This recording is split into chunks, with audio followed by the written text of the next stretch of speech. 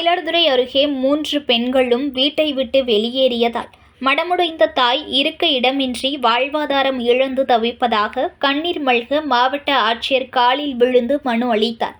மயிலாடுதுறை மாவட்டம் பாப்படுகை மெயின் ரோட்டில் வசித்து வருபவர் மாரிமுத்து மனைவி மாலதி. இவருக்கு ஆர்த்தி, நிஷாந்தி, கலைச்செல்வி ஆகிய 3 மகள்கள் உள்ள நிலையில் கணவர் கடந்த 15 ஆண்டுகளுக்கு முன்பு உயிரிழந்தார். மேலும் 3 மகள்களுக்கும் திருமணம் ஆன நிலையில் மாலதி தனியாக வீட்டில் வசித்து வந்துள்ளார். தொடர்ந்து பொருளாதார சூழ்நிலை காரணமாக வீட்டை காலி செய்து கடந்த 3 வருடமாக தஞ்சாவூரில் உள்ள மகள் ஆர்த்தி வீட்டில் வசித்து வந்த நிலையில் தற்போது அவர் வீட்டை விட்டு வெளியேற்றியுள்ளார்.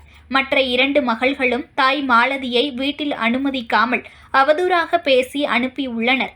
இதனால் தங்க இடமின்றி மனமுடைந்த பெண்மணி மாலதி இன்று மாவட்ட ஆட்சியர் அலுவலகத்தில் ஆட்சியர் மகாபாரதியின் காலில் விழுந்து தனக்கு இடம் வழங்க கோரி கண்ணீர் மல்க வேண்டுகோள் விடுத்தார்.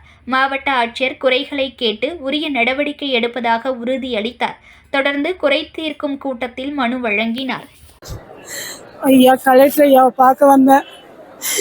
என்னை கூப்பிட்டு ஐயா என்னன்னு கேட்டாங்க.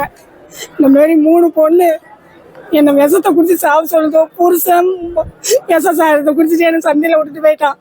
பிள்ளைகளை நம்பி நான் 4 கடை ஹோட்டலில் வேலை செஞ்சு என் பிள்ளைகளை வளர்த்தேன். அது இப்போ விஷத்தை குடிச்சிட்டு சாப்பிட சொல்லுது.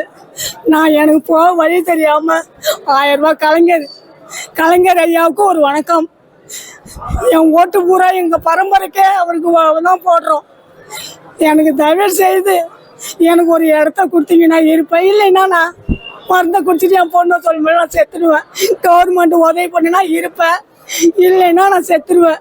நியூஸ் 1 தமிழை லைக் பண்ணுங்க, கமெண்ட் பண்ணுங்க, ஷேர் பண்ணுங்க, மறக்காம சப்ஸ்கிரைப் பண்ணுங்க.